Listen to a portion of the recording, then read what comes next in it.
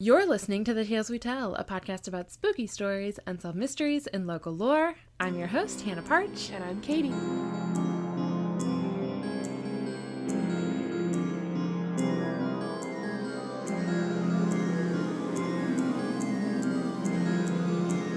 Welcome back!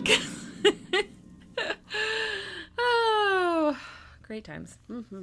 Welcome back from recording a second ago. And welcome to my full house. My whole family's here.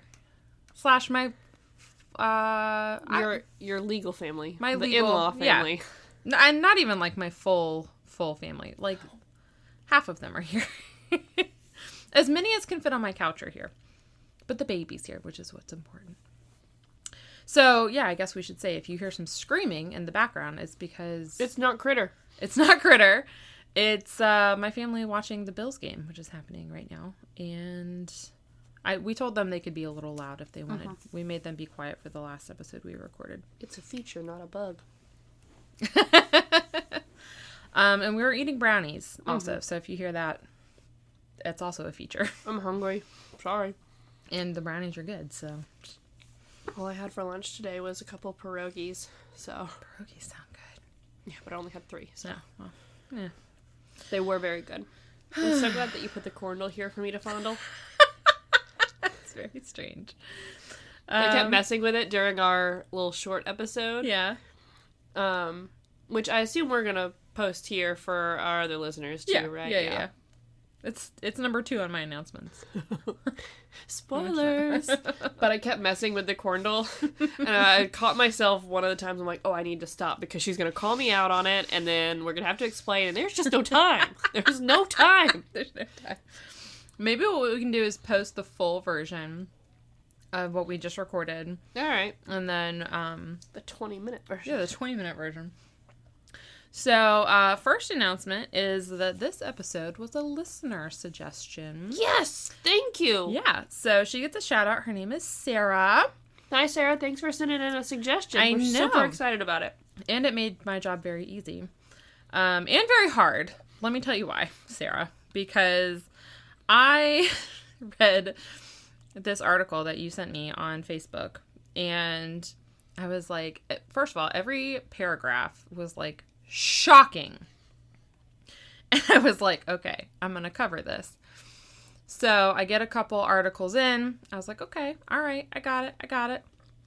And then what sometimes happens is that I'm like 3 or 4 sources in. I think I've got this thing in the bag. And then I find a source that is like so in depth and so many more details than I didn't know. And I feel like I could spend like 5 weeks just reading it. And I did that. But it was very interesting. And I'm a little obsessed with this case now. So thank you, Sarah. This is for you. Secondly, what we were just talking about is if you don't already listen to Hillbilly Horror Stories. What are you doing? But we are going to be featured on their Halloween episode. And we just recorded that little featurette. It's supposed to be 10 minutes. It will be 10 minutes with Jarek's Magic. But we will post the full-length version here, which is 20 minutes. Because we obviously can't stop talking. And we'll obviously wait until they post it. So it'll be at post-Halloween. We'll post that here. Yeah, and then also, this is a Dante-safe episode. Good.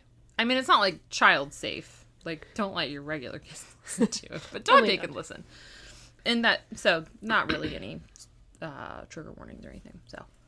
I also like that whenever you make something a Dante-safe episode, it's like a trigger to me to try to rein in my swearing. Yeah. It's also... They say that, someone who curses a lot, it's a sign of intelligence. It is, yeah. So, I don't worry about it too much. Well, most of the cursing that stays in, I don't think is anything that Dante hasn't heard. So, yeah. Stephanie can confirm or deny that, but I think we cut out the bad stuff. She's here right now. She is. We can confirm or deny right after this. I promised you a thorough dossier, so you may pick that up. It looks thick. I know. And you may actually look at your first picture. Gosh. I don't even know what we're talking about. I already get to open the dossier. Oh, I just... Okay. All right. Sorry. So. Oh, that hair. I know. So and we're... then that, like, semi-sunglass glasses. Can we appreciate just the first picture, that portrait style, where she's also in the background of her own portrait? I love it. It's hard to see in this light. Oh, there it is. Yeah. There she is. Yeah. She's back there watching in the distance. Don't worry. She's watching her own back. It makes me think of, like, a still from, like, an 80s music video. Where, like, there's something going on, but then there's, like, the shadow of the profile of the person still singing. I want to bring back that style of portraiture where you take a nice portrait. I want to bring back that hairstyle. You can. It's called a perm that you brush out. Okay. I want to bring back the Farrah because my hair is so fine and light that I could actually pull it off. I was going to say, I've seen TikTok trends where you do it. You just put a bunch of big rollers in your bangs and part it in the middle, and then you do that head flip thing a million times. I think. My hair, during one cut that I had, it would just kind of do it on its own. Ooh. I would have to, blow dry the bangs just a little bit, but for the most part, natural Farrah. You're very... I am feeling myself today. I can tell. It must be the brownies. It must be. Okay. Well, this is Micki Jo West, as I have labeled it for you, clearly. So, Micki was born on September 24th, 1959. Her maiden name is Locke, with an E at the end. And she was born in, I'm going to pronounce it, Atkinson County, Kansas. She was known as very outgoing and friendly. Someone who could, quote, always make a bad situation into a good one. And she was married to Calvin West, and Calvin's sister, Ruth, was her best friend. So she was best friends with her sister-in-law, which I think is very sweet. The story takes place mostly in St. Joseph, Missouri, and I'm not super sure when, like, the families moved there, but it's, like, home base for everyone, so at some point, everyone ends up in St. Joseph, so I'm just throwing that out there. So, this is Micki, and Ruth is her best friend. I don't have a picture of Ruth, so just imagine her. So, Ruth has a relationship with a man. Inspiring a whole lot of confidence here. Well, I said interesting relationship, but I don't think interesting is the word. So, she had met a man named Marvin Lee Irvin. You may look at your second picture. She met Marvin when she was 15 and he was 25. This photo and that statement also do not inspire much confidence. Yeah.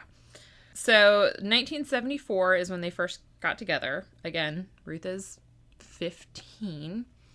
Ruth gets pregnant pretty immediately and has a little boy with Marvin. And they stay together. And by 1979, they decide that they want to get married. And they want to be non-traditional, according to the label. What? Oh. Wait, what? Oh, yeah, I did mess that up. Sorry. So, my comment about being non-traditional is he's labeled as Marvin Lee West. That's incorrect. I'm sorry. He stays as Marvin Irvin. Yes, he stays as Marvin Lee Irvin. Okay. So, in March of 1979, Ruth, Calvin, and Micki all drive to California together, and Marvin is following them in a separate car. The plan was for the four of them to relocate to California and all find jobs. While they're down there, Ruth and Marvin get married in Ventura, California. But where's the kid? He's with them. Okay. Yeah. But by the summer, they had all moved back to St. Joseph. So I think the assumption is just that the jobs didn't work out. Something didn't work out. And Ruth would later say that her relationship with Marvin had been very physically abusive from the start. And by August of 1979, which was just 5 months after their wedding, she had left him, which, good for her. We're very happy. Yep, but also not a shock that, I mean, she was 15. Yeah, exactly. So, yeah. So, she took their son, who at this point is 4. Okay, because I was going to ask, because I couldn't remember dates and do math and everything. Yeah. Because I know that their relationship started when she was 15, but they got married later on. Yes. And I know that to get married under a certain age in certain states, you basically need parental permission. Yeah. No, she's 19 at this point. Okay.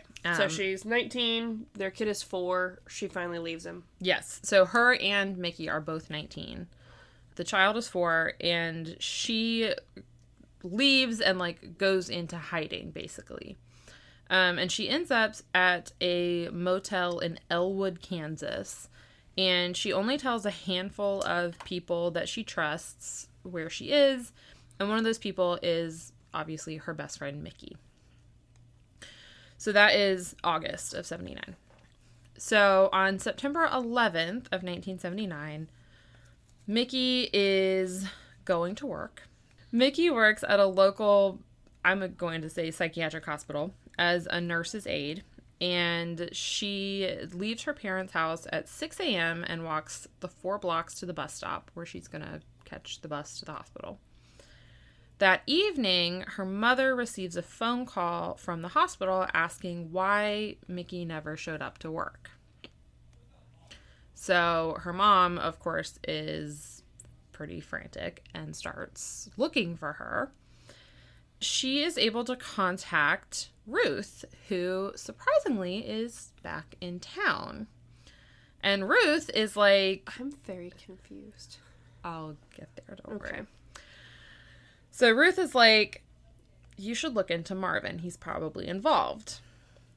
Because earlier that day, Marvin had somehow magically found Ruth and their son in Elwood. He had shown up at the motel with 2 friends, kicked down the door, and essentially kidnapped her and brought her back to St. Joseph. Ruth had managed to get away. Doesn't sound like essentially. It sounds like that's just what it was. Yeah, like, one description I read was like, they carried her screaming and forced her into a car, which I'm like, I mean, okay, it's a seedy motel. But also, how does that not attract any attention? Like, no one was like, hey, cops, like, I just saw 3 guys carry a screaming woman and a child and put them in a car. I mean, 1970s or 2020s, unfortunately, yeah, if she was in a seedy motel, it probably was in a part of town where people don't see police officers as friendly and helpful. Yeah. And so they're not going to call police to come get involved, especially they're going to mind their own business. Yeah. Like, number 1, mind their own business. Yeah. And then number 2, they're not going to see, you know, like the stuff that I grew up with in kindergarten.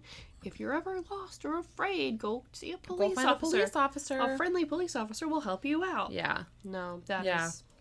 Yep, that's not everyone's perception of the world. So, Ruth had been able to escape by climbing out of a window, getting somewhere where she was able to call the police. Here's a fun fact.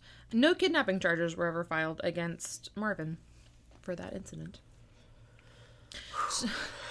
Just the first in many series of charges not being filed against him. And I'm assuming, you know, I guess hopefully he wasn't abusive to their child, or at least not too bad to where she felt comfortable enough escaping on her own. Like, she felt that he probably wasn't going to hurt their child. Yeah. I get the impression that she eventually ends up getting the child because Marvin, I think, ends up moving around a lot, and it doesn't seem like a child or something that would go with his lifestyle. Gotcha. Yeah.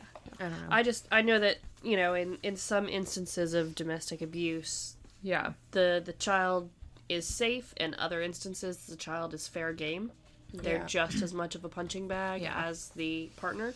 So, Marvin had also been harassing Micki in the days... Yeah, sorry. He had been harassing Micki in the days leading up to her disappearance.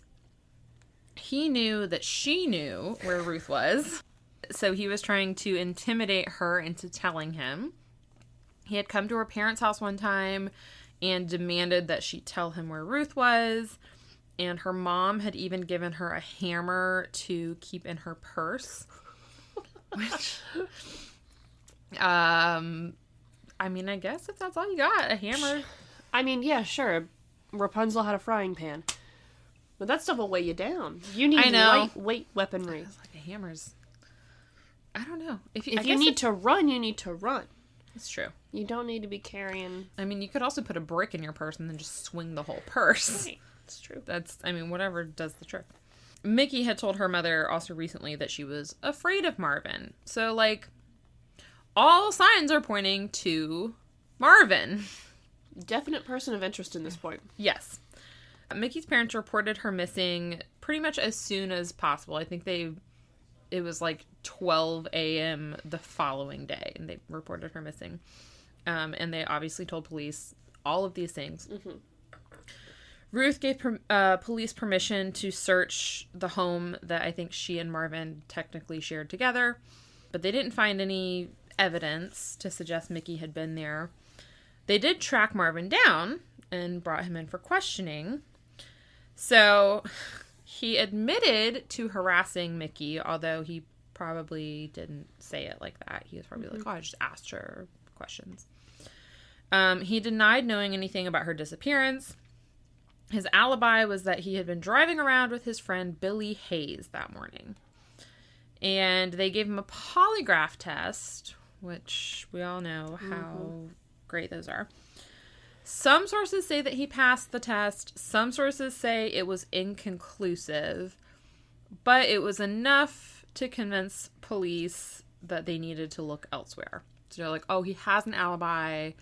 And, like, his polygraph was like, okay.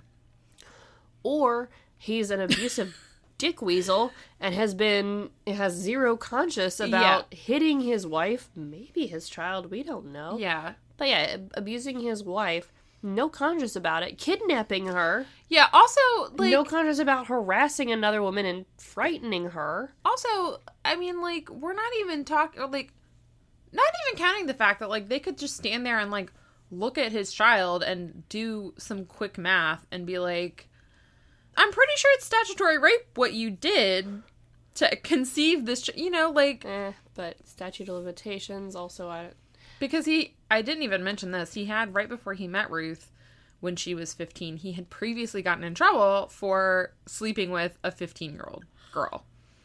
Because you can't do that when you're 25.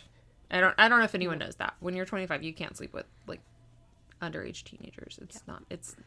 It's against the law. So, police were like, it's probably not him, I guess. So, let's look at someone else. So frustrating. Get ready. This is why I brought brownies. This is a frustrating case. Well, I just feel like with polygraphs, I would love to take with what? one. Polygraphs? Polygraphs. Polygraphs. I had a day. Okay. I would love to take one because I feel like I could fail one if they're questioning me even about something that's not a crime. Yeah. But at the same time, I feel like I could also pass one about something that I have done. I mean, take me off of my, like, antidepressants and, give me a trigger and I would fail one every day. Keep me on my antidepressants, maybe give me a little bit of weed, and, like, I would pass one every single day. Like, it's... I don't know. I went through a phase when I was younger. This was part of my, like, acting out phase, probably as, like, a result of, the death of my mother at a young age thing. When you I don't know. Driving around on dark roads and turning your headlights off? No. I'm imagining you doing that, by the way. I realize this was in, like, an episode we haven't released yet. But I'm imagining you doing this on, like, I know you said you only did it on, like, straight roads that you were, like, very familiar with. I'm imagining you doing it on, like, winding mountain roads. No, these were straight roads. Can't convince me otherwise. No one else was around. So I made sure that there wasn't any cars that I was going to freak out by turning off and on. And it was literally off then on. I think you are the origin of some kind of urban legend out there. Maybe. Sorry, go ahead. But yeah, no, I went through a phase where I was a bit of a pathological liar. I would lie about anything and everything. But only to my dad. For example, what kinds of things did you lie about? The thing that he did that pissed me off. Before going from middle school to high school, they wanted me to take, like, basically, it wasn't summer school, but it was summer school. I think it was for English, because I hated grammar, and also I had undiagnosed ADHD. Yeah. So I didn't do, like, if I didn't like the class, or especially if I didn't like the teacher, I didn't do well in the class. Right. But they had it for English and math, and I did fine in math. But my dad signed me up to go ahead and do the math anyway, because, you know, I was there, might as well do the math. Also, it was a way of him, like, not having to deal with me all day for several weeks in the summer, and he just, like, could drop me off, and he could go to work, and then pick me up later, and you didn't have to worry about anything. But I was livid. And, because I was like, I did fine in math. Because math was one of the few subjects I was actually good at. Right. Regardless of whether I liked it or I liked the teacher. But I think I skipped class one day. Because just double... I thought you were going to tell me you skipped the whole thing. Just double middle fingers. I'm livid about being here. I don't need to be here. I don't deserve this. This is garbage. And then my dad picked me up and asked me about school. Like, how'd this go and how'd that? And I was just like, yeah, no. And he's like, and so, went to math today. And I was like, absolutely, I did. Nice. And then asked me a few more questions. He's like, so then why did I get a call from your school saying that you weren't in class? And I'm like, all right. Because I didn't go. Because I don't need to go. Nice. So, yeah. Cool. I'd lie about, like, yeah, I did my homework, but I didn't do my homework. Did you always get caught with your lies? A lot of them, but not, like, it was only when he already knew the answer. Oh, okay. I think every now and then he'd catch me afterward, because maybe I forgot about something, or something, things just didn't add up, but... I'm trying to figure out if that makes you, like, scarier, or just, like, a dumb liar. Both. I don't know. I don't know. Oh my gosh.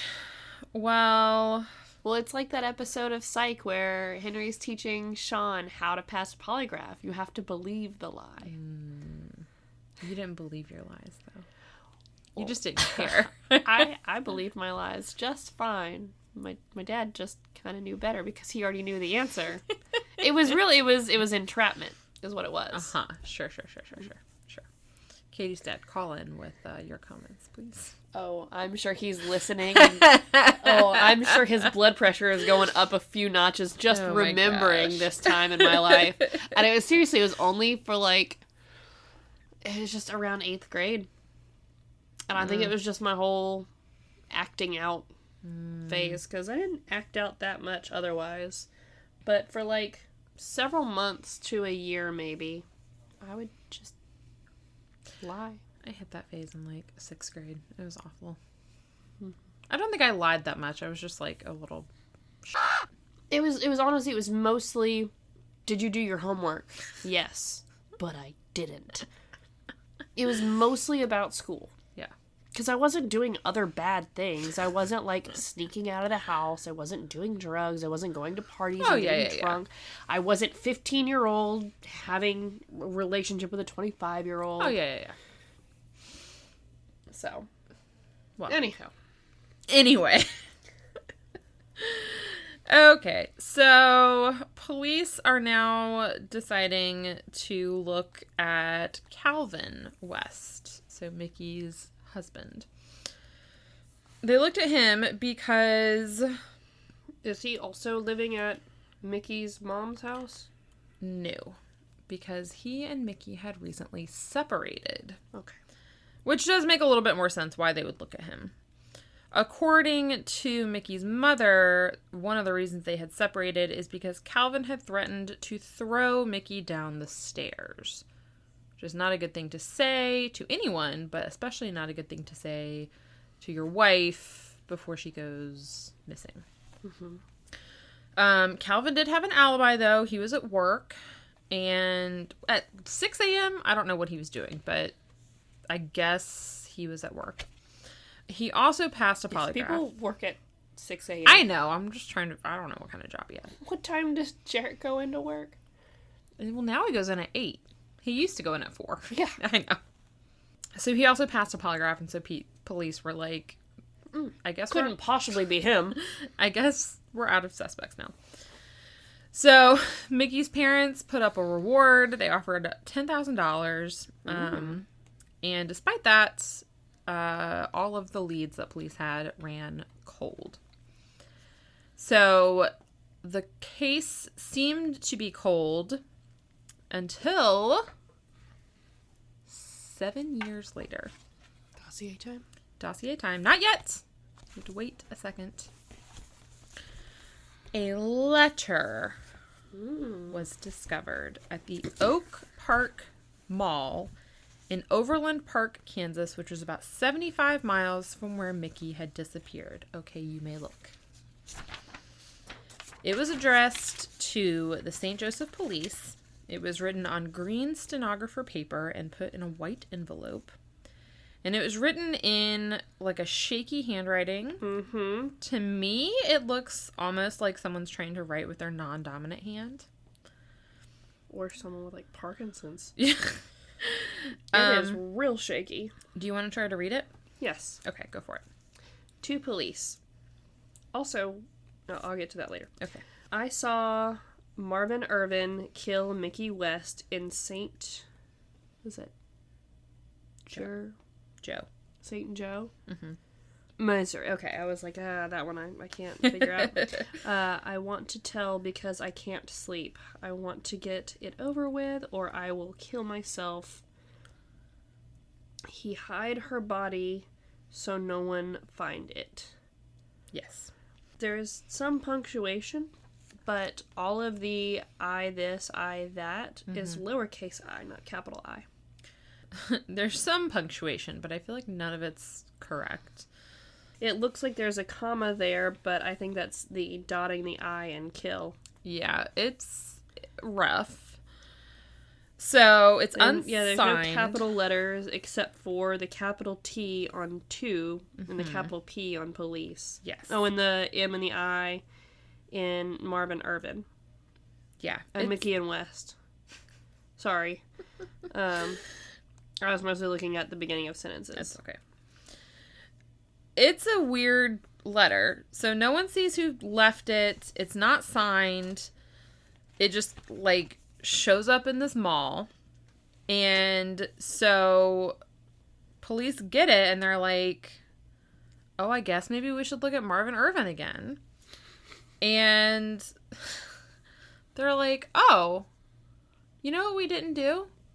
We didn't check his fucking alibi. So maybe we should do that 7 years later. Because his alibi of driving around with his buddy, he's going to remember for sure that specific day. So they literally call up Billy Hayes, who was his alibi, and Billy was like, no, I wasn't with Marvin Irvin that day. He was probably like, I've never done that before in my entire life. I don't know what you're talking about. I feel like that would be like if some person that I'm like marginally acquainted with was like, yeah, I was riding around with Hannah that day. I'd be like, I don't do that. What do you mean riding around? Well, that would be the equivalent of you or I saying that we were riding around with each other. Yeah. That's not a thing that we do. I feel like, no, our friendship exists in like very certain like worlds and roles. And I don't even think we've ever been in a car together. Have we? I feel like surely there's been like one incident or another where... Unless we were in the car that New Year's Eve where I blacked out and I don't remember it. But, yeah. So, I think you're right. I don't think we've ever been in a We've car never together. been in a car together. We'll change that. At some point. Let's go ride around together one day. For an alibi. Just for an alibi. That way it's technically true. There we go. I was riding around. I just can't remember the exact day. There was that one time. What day was it? It was probably around the time you're asking me about. 7 years ago. 7 years ago. Billy Hayes is like, that never happened. And so they bring Marvin in again. They're like, hey, Marvin, your alibi from 7 years didn't check out. You want to try again?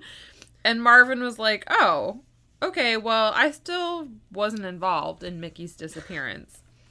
And police are just like, okay, well, we don't have anything to hold you, so I guess, true. You're a shitty person, but I guess you can go.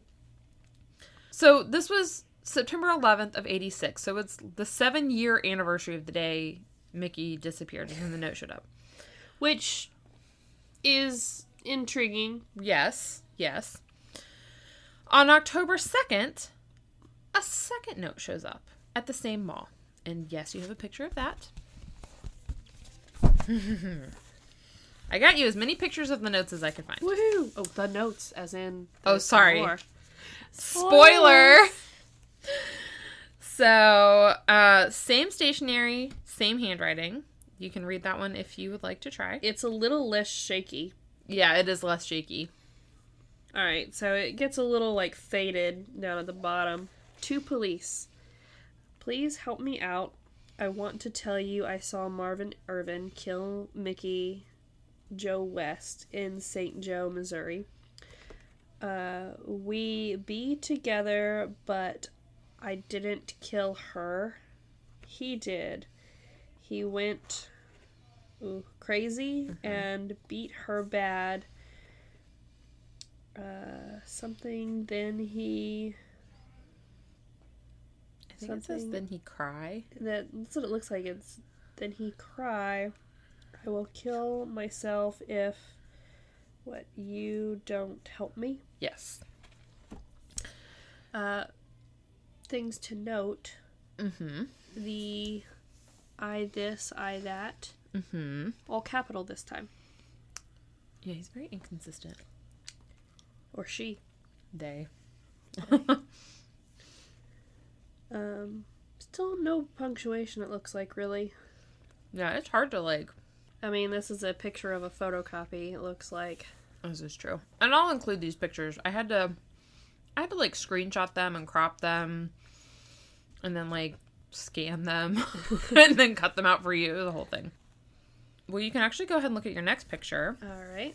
Because 7 weeks later, which I believe we're now in mid-November. Ooh, there's 2 notes on this one. So, 3 more letters surfaced. I only have 2. This time, they surfaced in St. Joseph, Missouri. And these are addressed to St. Joe police. Yes. So, the redacted parts we'll get to. They just say Marvin's name. Okay. So, they found 1 note at a truck stop, 2 at a shopping mall. And they were, again, the same. They were all written on the same kind of stationery. If you would like to try to read them, you can. To St. Joe police. When I was with... Redacted. Mm-hmm. He killed Micki Jo West. I didn't. I want you to know about it. I can't stand it anymore. I will die. And the other note says, to St. Joe police... Redacted. Kill Micki West. When I was with him, I didn't do it. I feel bad and want to die. Kill myself.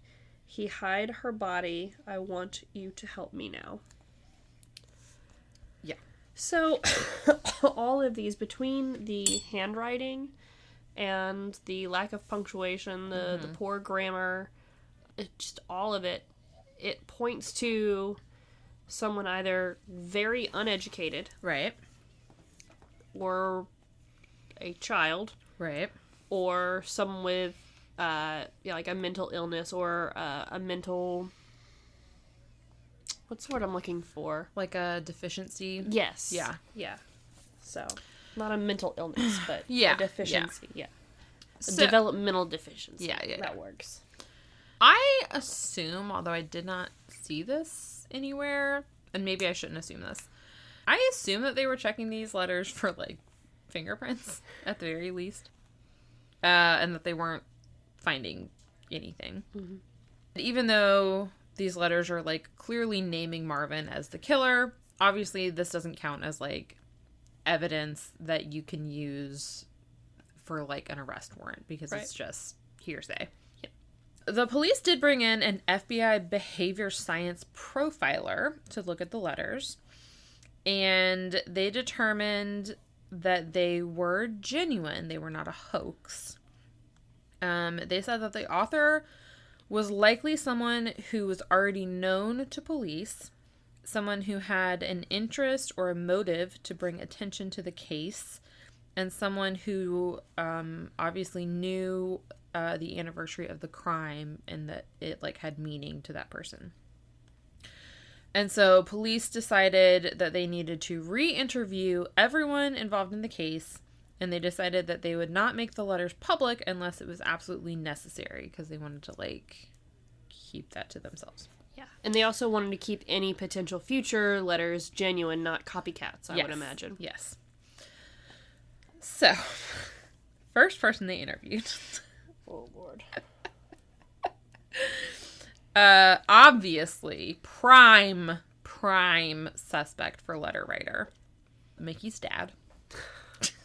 Their reasons for interviewing him, literally, were he lived in Kansas City at the time, and he had been critical of the way police had handled the case from the beginning, which, me too! Yeah. And he had complained frequently about the police and often contacted the local news to, like, trash talk them, basically. So basically, police were mad at him. And they just wanted to get a little payback. And it's like, obviously he didn't write the letters claiming that he had been there when his daughter was murdered, you dick faces.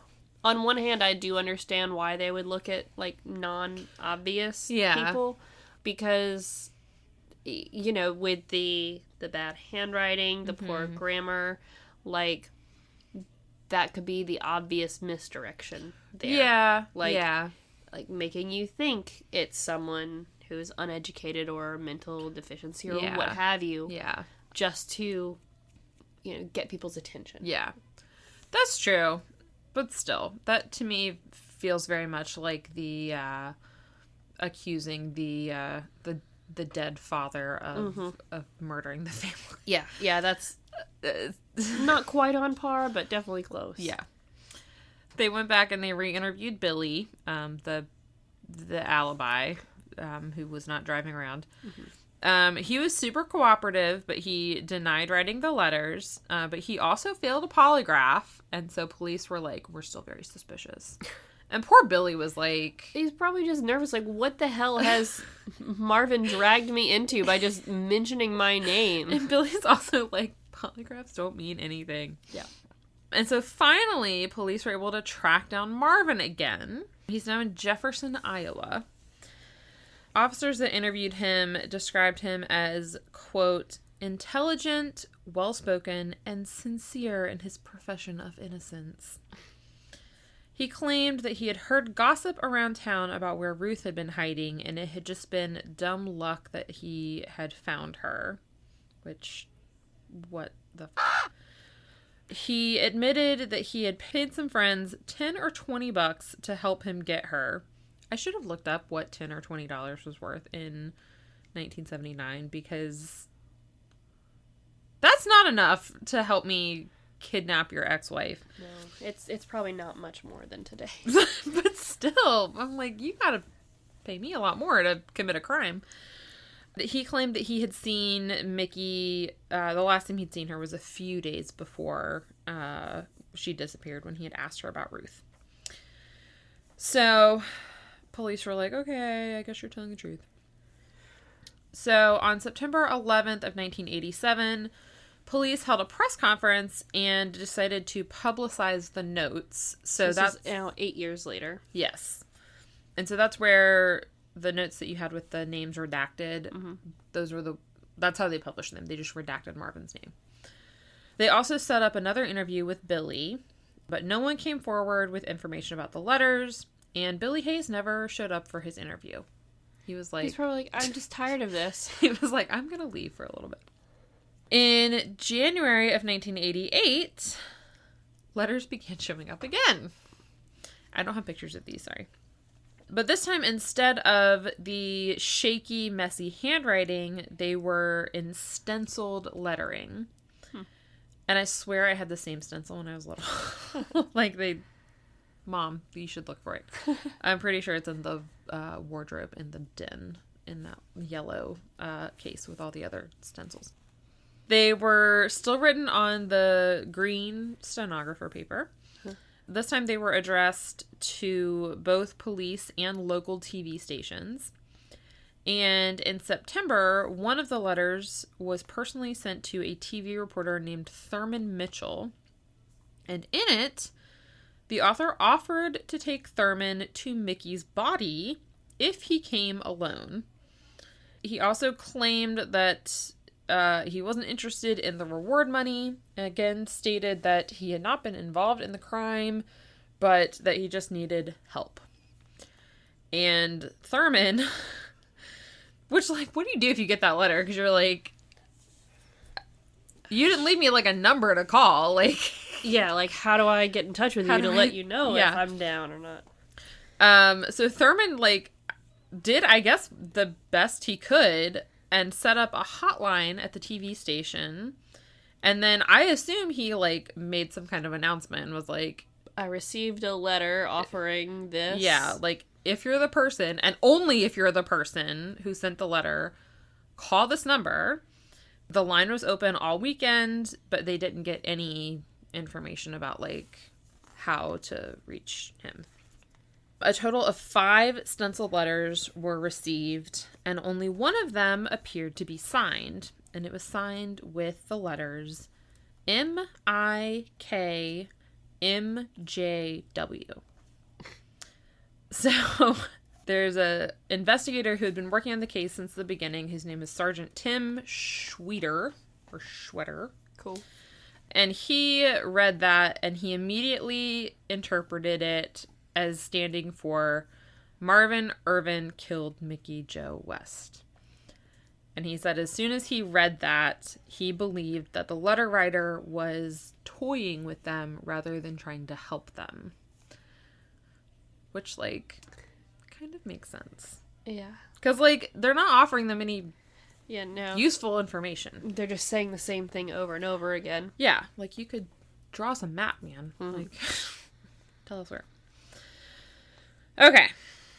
In 1988, I promise it's gonna, we're getting somewhere. Okay. In 1988, Jefferson, Iowa. We're all over the map here. Not really. We're just in a little circle of states. Jefferson police contacted Sergeant Schwetter to let him know that Marvin had been arrested. And the reason he was arrested is because he had pulled a gun on his girlfriend. We're going to call her Tammy. This is where I almost made you a flannel graph. So he pulled a gun on his girlfriend. She called police. And then Marvin led police on a high-speed chase. And then he resisted arrest. And then during the resisting of arrest, he ended up having his front teeth broken by like a nightstick. It was a whole thing. Would have made a great episode of Cops. Probably. When Iowa police questioned Tammy, she told them that Marvin had bragged on more than one occasion about having killed a woman in St. Joseph. She said the woman had been related to his ex-wife in some way. She was buried in a cornfield, and that he would tell her that she would end up the same way, like if she wasn't careful. And so that's why they called St. Joseph Police. Yeah. So St. Joseph Police go to Iowa. They're like, okay, which cornfield? We have a few. There's so many of them. So the Missouri police get to Tammy, and they're like, tell us more about this cornfield. So she says that Marvin had killed multiple women, which I'm like, Tammy, why are you with him, girl? I mean, I get that. Sorry, that came out more accusatory than I'm in it too, but whew, Yeah. yikes. But for real though, why? Yeah, let's leave him while he's in jail this time. She says that his girlfriend at the time, meaning at the time of Micki's disappearance, because he, spoiler alert, did have multiple girlfriends while he was married to Ruth. I believe it. Not a shocker to anyone. His girlfriend at the time had helped him bury the body. She didn't know the names or the locations of the other women that he had allegedly killed, but she knew someone who might know more information. One of his ex-wives, who I have named Amy. So, police find Amy. Amy was originally from St. Joseph. She had been dating Marvin when he was married to Ruth.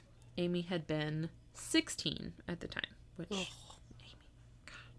Like, I just want to say to everyone, like, if you're not looking at the pictures, Marvin is not that good looking of a guy. Mm-mm. I don't know how charming he must have been to be grooming so many teenagers. Or he must have just, like, picked really well the teenagers that I guess were just most susceptible to this. Sometimes you look at men and you're just like, you're not, how did you get her? Just the personality is not even, I cannot imagine his personality is that can, anyways. Alright, so. Especially with physical abuse, like. I know! You've gotta be hella charming. Good grief. To combat that, right? I don't know. I've never been in an abusive relationship. I don't know. So, let's see. Amy, 16-year-old Amy, she said a few days after Micki disappeared, Marvin had come to her very excited, and he told her that he had followed Micki to the bus stop alone and confronted her. At some point, he had hit her and then put her semi-conscious body in his car. He had forced her to tell him where Ruth was, and then he killed her. And then he had some friends help him bury the body in a cornfield near White Cloud, Kansas. Hopefully for more than $10 to $20. Hopefully for more than $10 to $20. I don't really mean that. Spoiler alert, I don't think he actually paid the person, because, spoiler alert, we are going to find that out. Alright. So, police finally have a witness that heard Marvin confess, but unfortunately, that is also not enough to press charges. Nope. So, thankfully, Marvin goes to jail for a year for assaulting Tammy. And when he gets out, he ends up back in St. Joseph. So, it's now 1990. Yours truly is born. In August, a TV station receives an anonymous letter in the mail. You may check your dossier, because I think I wrote it correctly on there. It's either Channel 2 or Channel 12. Yeah. Doesn't matter to me. Channel 12. Channel 12. So this one is stenciled. Okay. Would you like to read it? Lowercase I. I seen Marvin Irvin, capital I, kill Micki Jo West. He hide her body. They 2 other bones. Heads there. 2 dead people. If I tell, I will get killed. Please understand, I can't come out. Yeah, this one makes less sense, I feel like. But there's periods. There's punctuation. Yeah, I feel like between bones and heads, that's supposed to be like a dash, maybe? Like, there's other bones. Heads. I don't know. Yep. But the general gist is, I know something, but if I come forward, like, I'm the only one that knows. Yeah. If I come forward, I'm going to be in danger. Yeah. This is a burial ground, not just a singular grave. Yes. So, they obviously assumed it's the same author, but now police are under the assumption, since the last letters, that this person is not trying to help them, but again, just kind of playing with them, not really being helpful. Yeah.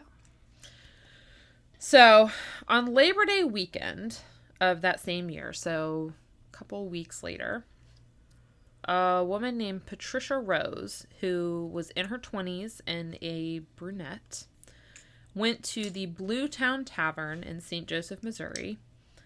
No one remembered seeing her leave, and a few days later, her family reported her missing. And then on Halloween weekend, a woman named Crystal Simmons, also a brunette in her 20s, went to the J&J bar in St. Joseph. The bartender saw her leave with a black man that was missing his 2 front teeth. A few days later, she was reported missing by family.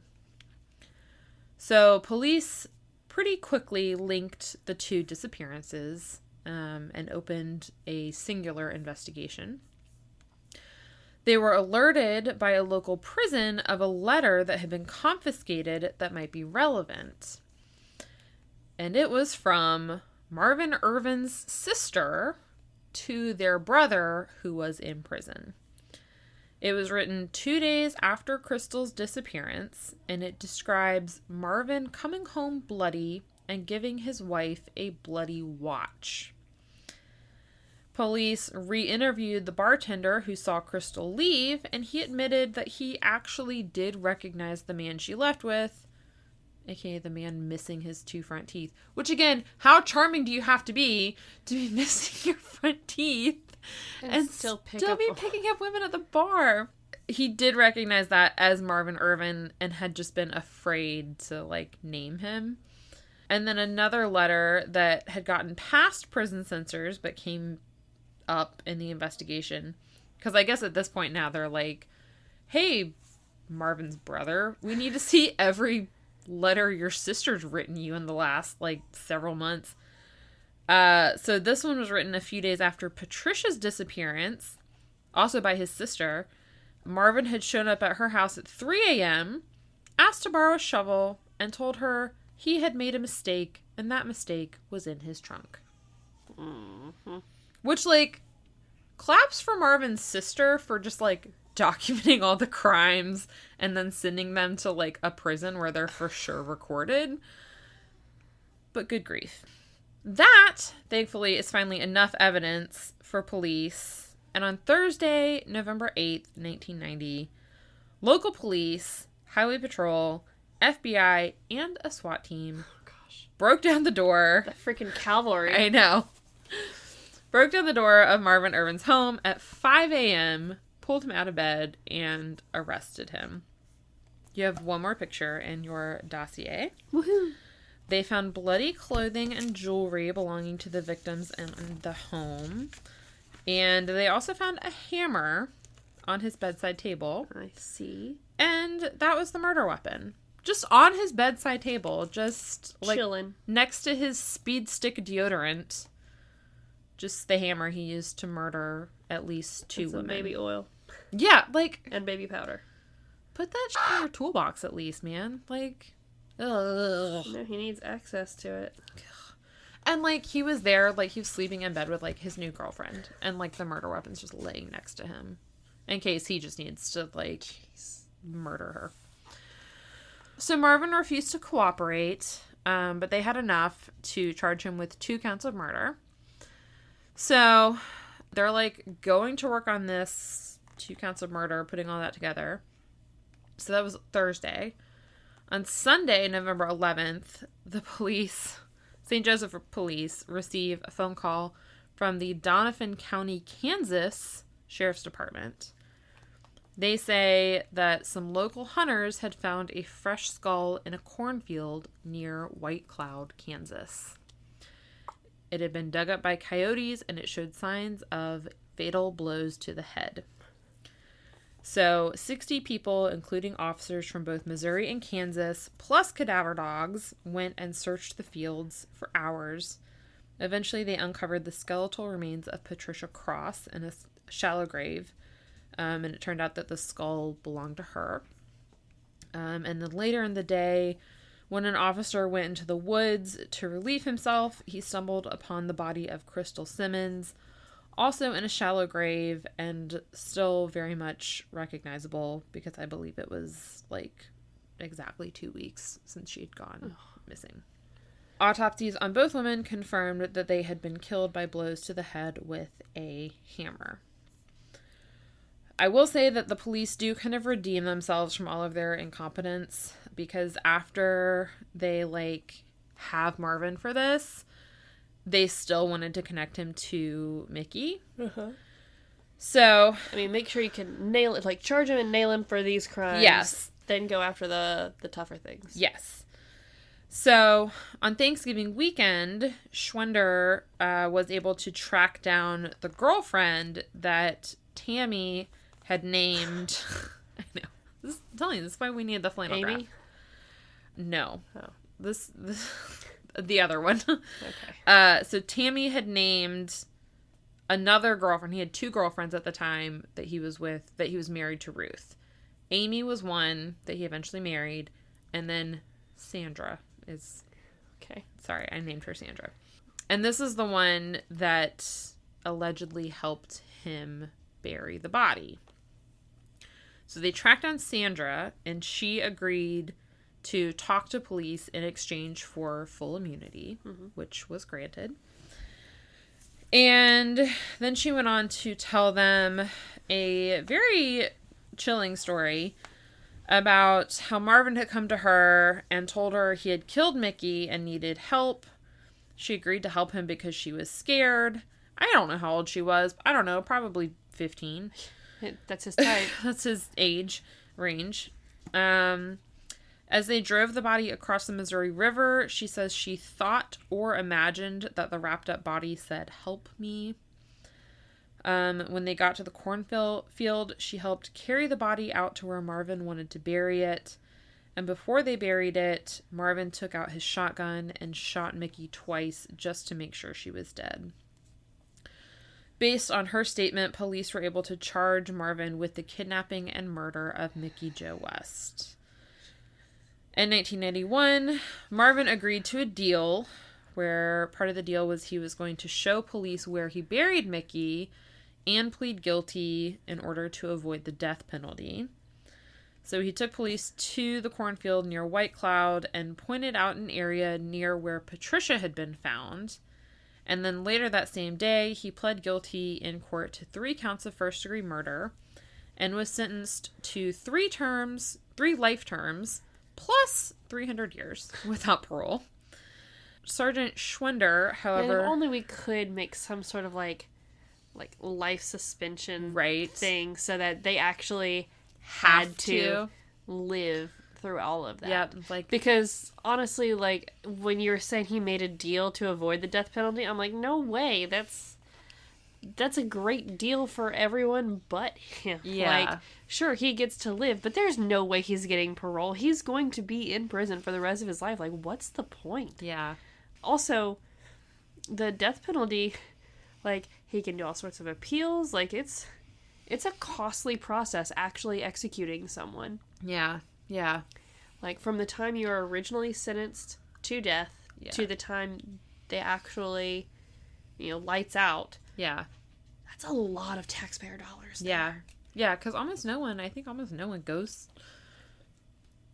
like, from sentencing to execution without, appealing it. Yeah, there's several appeals. There's always something. Yeah. And then the actual process itself is costly, too. Yeah. It's a very messed up situation. Sergeant Schwender said that he didn't believe Marvin was telling the truth about where Micki's body was and that he just enjoyed leading police on, like, a wild goose chase. Mm-hmm. And his gut turned out to be right because a 3-day search of the cornfield and a massive excavation turned up nothing. And Micki's body has never been recovered. And then the author of the notes is also unknown, although Sergeant Schwender also has a guess on that, because 2 weeks after Marvin's arrest, 2 Kansas City officers told him about a case from the mid-'80s of a brunette woman in her 20s who had been killed. they had been sent a letter about a year later in shaky handwriting on green stenographer paper that read, quote, "Help me, I killed Micki West," and, like, name of their victim. So Schwinder thinks that Marvin was sending notes the whole time just to taunt the police. Which fucking sucks. Marvin Irvin is currently serving his 3 life sentences plus 300 years at the Jefferson City Correctional Center. And he is technically considered a serial killer. Yeah, because it's more than 2. Yep. And that is the story of the disappearance of Micki Jo West. Ugh. And it fucking sucks because they never found her body. And fuck you, Marvin. Like, ugh. I'm telling you, I read the first part. I keep picturing, like, that one picture you've got, and then putting, missing 2 front teeth, and then aging him some, too, because by the time he was actually, like, the last couple of crimes that he committed, he was not 25 anymore. Nope. And he was still getting women. Like, he had multiple wives and multiple girlfriends during his multiple wives. Like, what? What? How? Yeah. How? Yeah. And, like, that's the thing is, like, I get the whole, like, if you're in an abusive relationship, I totally understand why women don't leave and why they feel like they can't leave. Well, and some, like, that emotional manipulation that's in there, too. Especially, like, part of, like, going after someone who's young. It all starts out all, like, rosy and, like, I'm actually getting attention. Yeah. It's an older man. Like, I'm special. Fucking grooming. Yeah. I'm special. Yeah. And then when it turns ugly, but I'm special. Yeah. Like, he doesn't really mean it. Or then even if it is, like, past, like, once you make it through that denial of, like, oh, no, he's a bad person. But I'm scared and I don't know how to leave. Yeah, yeah. But I'm just saying, sketchy dude with no front teeth or 2 broken front teeth tries to pick you up at a bar. Come on. Don't go home with him. Yeah. Don't go home with anyone you don't know at a bar. I'm just going to say that just as a safety issue. Yeah. I know, live your best life and you do you, but don't go home with someone you don't know from a bar for safety. For safety. Mm-hmm. You could end up in a cornfield, and we don't want that for any of y'all. Mm-hmm. Okay, Katie. Unless it's a corn maze, and that's fun. Yeah, but it also, I was trying to be uplifting. Yeah, but I'm just saying. But if you don't know where that could also be scary. Corn mazes. I've done haunted corn mazes before. Those are fun too. Also sounds scary. Designed to get lost in. Yeah, and then scary things jump out at you. Oh my gosh, that sounds terrible. I think I agreed drunkenly to go to, like, a haunted trail, and I'm kind of hoping everyone forgot about that. Well, if you want to see the pictures from my dossier and these weird notes, you can find us on Instagram and Facebook at The Tales We Tell Podcast. And if you want to see these, but you don't do the social media, be sure to check out our website, thetaleswetellpodcast.com. And if you want to support us, get yourself some sweet, sweet swag. We do have that Redbubble store with lots of different logos, like the Murder Cabin, where I just was this weekend. And you can also become a patron at patreon.com if you still want to support us without needing stuff, but maybe you want some bonus content, some love notes, and stickers from us. So, still kind of stuff, but not stuff. Yeah. Content stuff. Haunted stuff? I said content stuff. Content stuff. We can make it haunted. We could definitely haunt some of the content stickers. is haunted. Let's put a hex on some of our love notes that go out next. Okay. Yeah, sure. Anyways, thank you guys, and we'll see you next week. Bye.